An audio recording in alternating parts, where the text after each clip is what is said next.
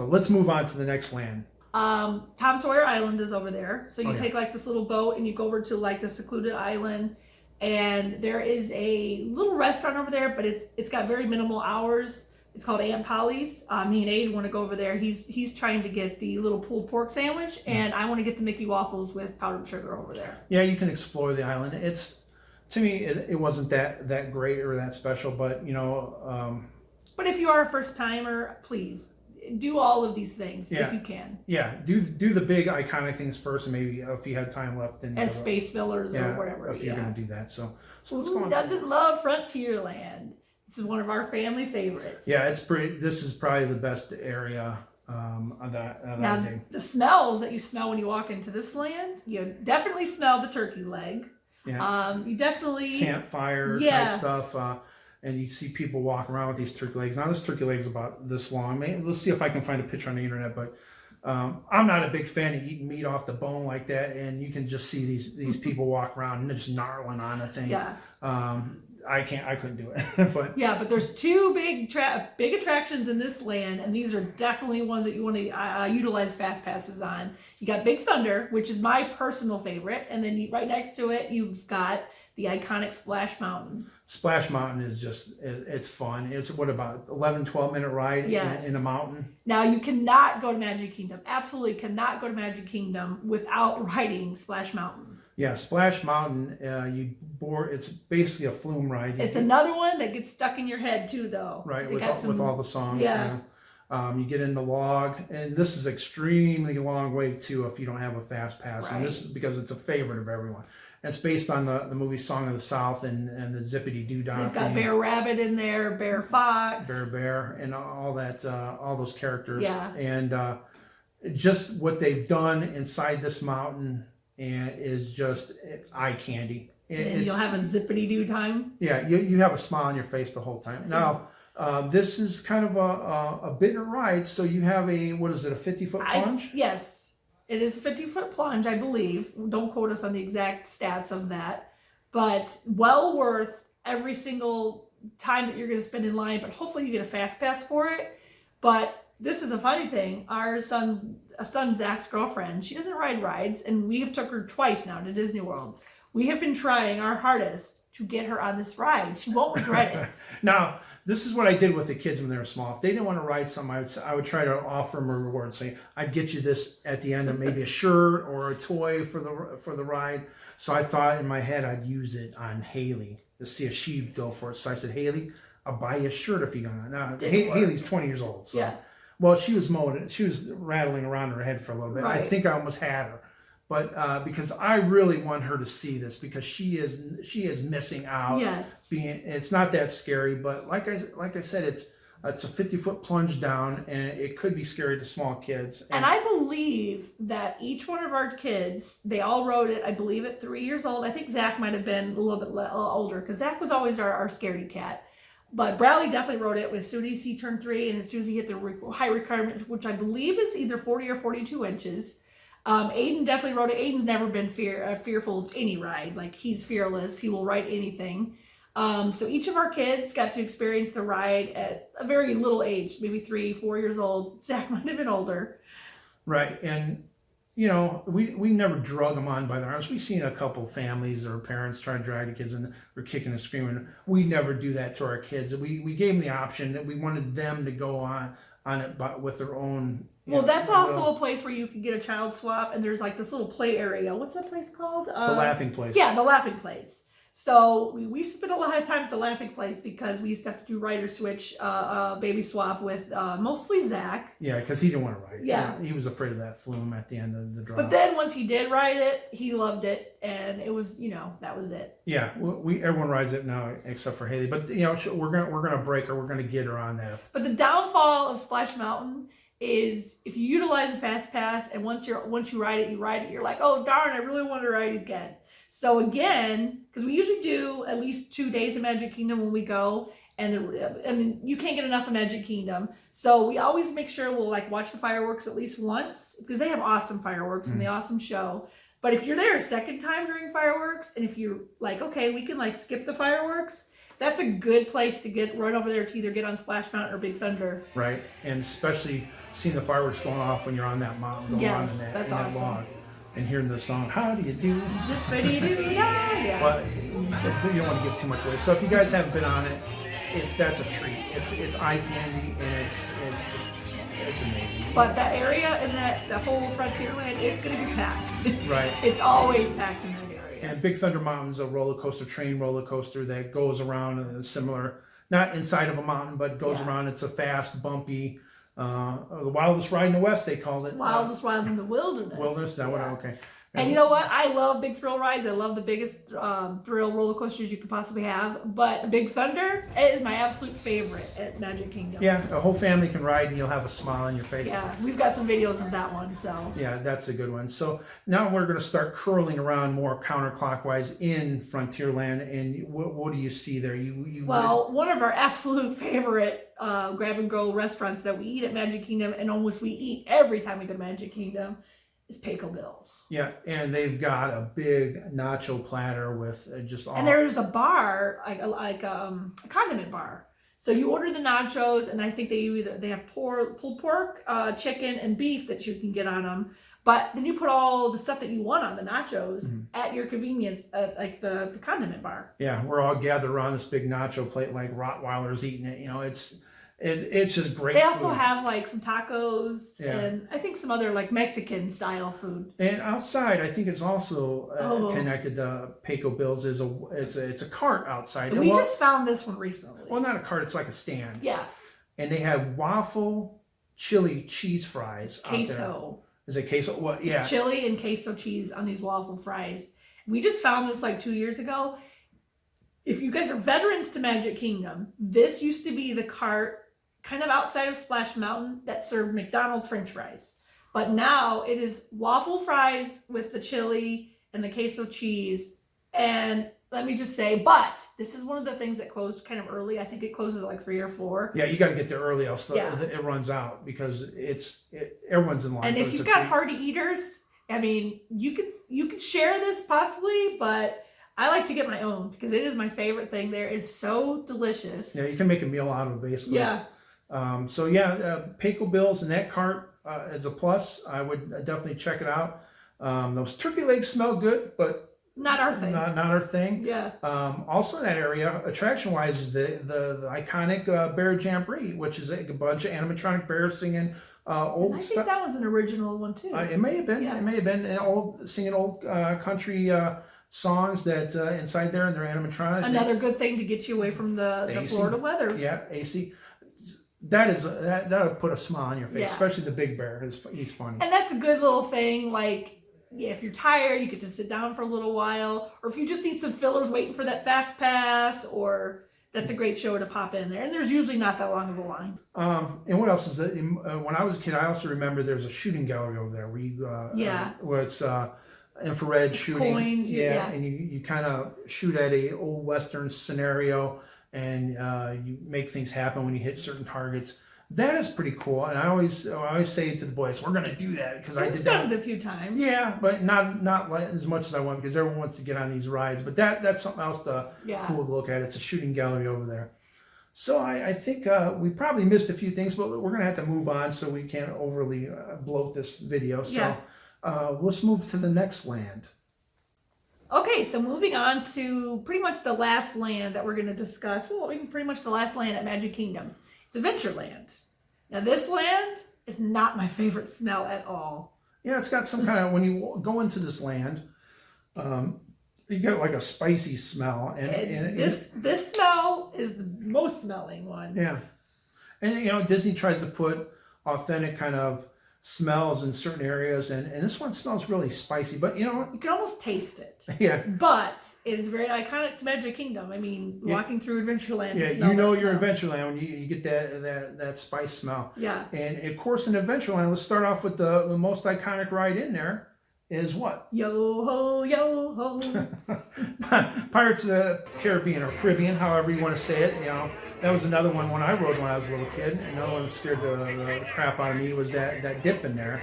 That was another one for Zach. Zach, okay, when Gary used to say that we used to coerce the kids, like maybe say you did something in the gift shop, Let me tell you how many times that we had to get something from the Pirates gift shop because we had to tell Zach every single time because he was afraid of that little dip. And if you've ever rode Pirates, you know this little dip that we're talking about is tiny.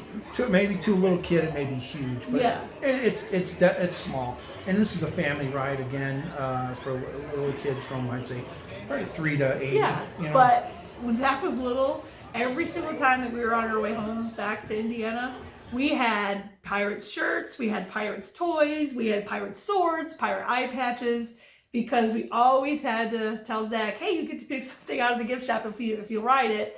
And it usually worked for him, you know, to get something out of the gift shop. So we rode this prior to the Johnny Depp enhancement, and you know, of course now there's Captain Jack Sparrow, and there's a few different enhancements to make it better in there, which is very cool. But that's a great family ride. Don't skip that classic. one. That's the classic. So don't skip And that one. I wouldn't waste a fast pass on this one per se because it's usually It's it's usually a 20-minute line, maybe peak of the day, maybe a little bit longer. But that's another ride that you can get on pretty quick, probably in the evening. Mm-hmm.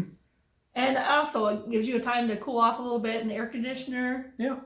And of course, right next to it is another favorite, but I would ride this one at night. This is a great ride at night, is the Jungle Cruise. I prefer this one at nighttime too. Right, you know, and if you get a good captain on the boat, it sets the whole mood of the ride. Yeah. If you get someone who's you know, very into it, it really enhances It's it. definitely a Magic Kingdom classic too. Yeah, and it's a boat ride. You go around in some temples and see some of the old classic See the Disney. backside of water. Yeah, that's good. Ride that one at night. It's a family ride. There's no dips or anything crazy in it, so anyone can ride that and not be scared. Yeah. Also at Adventureland, there's some smaller things. There's a Aladdin's carpet ride, which is really similar to Dumbo.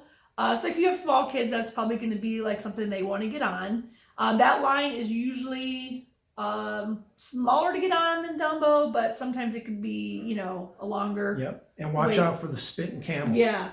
Never stand anywhere that you see wetness on the ground because something's going to be either spitting at you or throwing water at you. Yeah, they got spitting camels over, which is cool in there as well. In that area, you can usually meet and greet with Princess Jasmine and Jack Sparrow's there a lot. And Aladdin. We've seen Captain Hook over there and Smee. Mm-hmm. Yeah, it's a pretty good area. And also in that area, we got the Enchanted Tiki Room, which is talking birds. You sit in a kind of a show.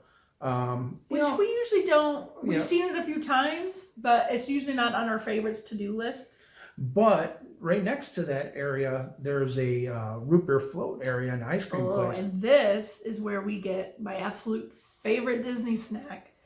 I think it's called the Tiki Tavern, but don't quote me on that. That's where you could get the most amazing Dole Whips. I thought you liked it at the Polynesian. I do prefer to get it at the Polynesian because it's a little bit colder at the Polynesian, but Dole Whips are my absolute favorite thing that I have to get every single time at Disney World. Yeah, and the root beer floats are amazing as well. So if you're tired and you want to kick back and get something cold, that's the place to go. It's right next to the Tiki Room. And the Aladdin carpet rides. Right, it's all in that area there. And there's also another thing we never venture in is the Swiss Family Treehouse, Robinson Treehouse, I think it is. It's just a walkthrough, isn't it? Yeah, it's just kind of like the big tree that the kids can go climb up and stuff. We've really never spent much time over there. It's just, I mean, if it's something that you guys want to do, go for it. But that's just something that's old family classic type stuff. And it's not really an attraction; it's just kind of a walkthrough type of thing. And I've never been in it, but these guys have. It just didn't appeal to me. And over another one of those things that's in Adventureland that they love to go is it's just a cart. Oh yeah, I'm a big fan of Chinese food, so I love egg rolls. So when I found out that they were serving different styles of egg rolls in that area, there's a cheeseburger egg roll. There was a pizza egg roll, then the traditional egg roll. Oh man, I had to get some. I was there. I was all over it. We made a special trip, I think, right when we walked in. But that's another thing that closes kind of early. Yep. So if that's something that you must want, if you want to eat that, make sure you get there probably before 3. Yeah. So we get in there instead of going to the right, we go to the left right away to get to that cart to get those egg rolls. Yeah. Just a review on the egg rolls. The traditional ones are awesome. I think I would like the cheeseburger one a lot more if they didn't put a lot. They put a lot of mustard in it, so it had that really tart taste to it. But if they would have left the mustard on, I think that would have been. But I know that they change up sometimes. So they always have the classic, regular ones, but they have special ones throughout like the year. I don't know when you can get different ones, but I've heard other people like talk about the variety of different ones that are in this cart. Yeah, the pizza one's good. I think we got a video of us trying them and doing Yeah. a review. Maybe we'll put that in the video as well. So then that pretty much, we probably missed some things in Adventureland because we don't spend a whole lot of time in Adventureland. Well, I mean, it's a quick area to get through and get a lot of stuff done quickly in. So if you think about it, we started to the right and we ended up at Adventureland at the end here. So if you were to go up the Main Street, then you would hang a left. Adventureland would be the first land on the left-hand side. Of course, right before you turn that corner to go into Adventureland is that Casey's Hot Dogs, which I would suggest you guys stop in if you want a good hot dog. Mm-hmm. That's great. And I'm sure, like I said before in this video, I'm sure we missed a lot of things here because Magic Kingdom is big and there's a lot of stuff that we probably haven't seen ourselves, even going over 20 years. And Magic Kingdom is, I mean, if you could fit it into your time frame, it's a 2-part. It's a 2-hit time. I mean, at least. I mean, if you're only doing 4 days and you want to hit every park, then we always like to start our vacations at Magic Kingdom and end it because it's just there's so much to do at Magic Kingdom and it's the park for all ages. Yeah, I agree. It's the iconic thing of Disney. From and you can't forget the nighttime spectacular that Disney puts on. As a kid, I remember it used to be called Fantasy in the Sky, where it was just fireworks. But I remember that as a little kid. I remember that feeling I had right before you walk out of the park of a great day, that ending finale of the fireworks. But now, the thing that you do at nighttime now is called Happily Ever After.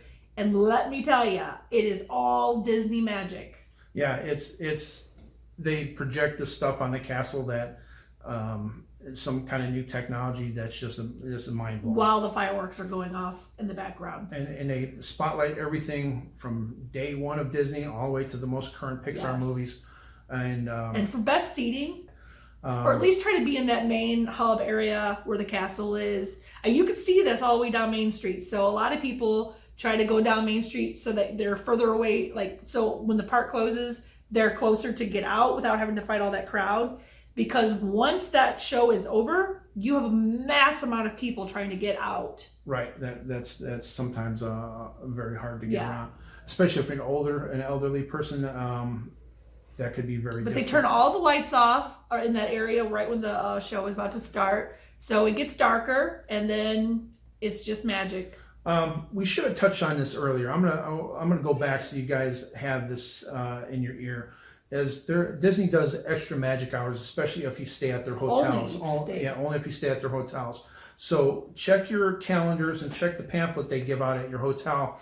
And if Magic Kingdom's open at 2 a.m., maybe plan your day to go that day. Yeah, because I know that they have some early hours, or they have the late hours. We usually don't do the early hours because we're not morning people. Yeah, and they do it via your Magic Band. And they check you, and anyone who else is just not staying at a resort, I guess they can stay in, but they can't get on the rides. Right, because in order to get on the rides, you have to scan your Magic Band, and that will prove to them that you are staying on Disney property. So put it this way, if you got that extra few hours in the Magic Kingdom, man, you're going to get on everything again. And we plan it that way.